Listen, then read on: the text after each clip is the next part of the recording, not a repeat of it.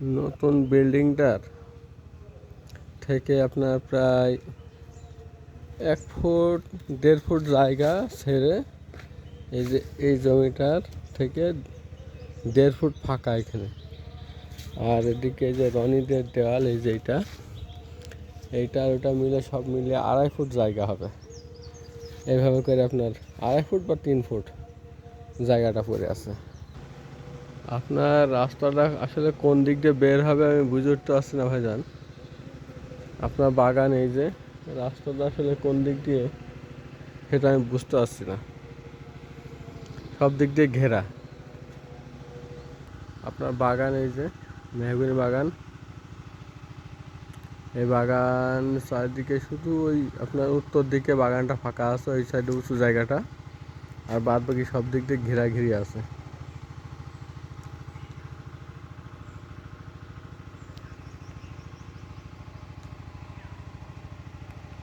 আসলে ভাইজান সামনের দিকে প্রায় আপনার অনেক ফাঁকা জায়গা রাস্তার জন্যে, কিন্তু এই যে আপনার এই রাস্তা এই সাইডে যাবে সেই জায়গাটা অনেক চিকন, 2.5 ফুট থেকে 3 ফুট এইরকম হবে। আবার এদিক দিয়ে ধরেন এই জমিটা এল সাইজের আছে। এখন কোন দিক দিয়ে কী সেটা আমি তো বুঝতে পারছি না, আপনি একটু ভালো করে খেয়াল করে দেখেন।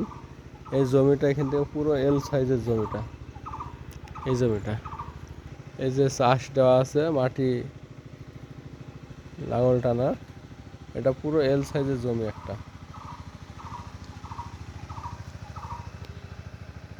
এই পাশে এই রাস্তাটা বেশ ভালোই চওড়া আছে,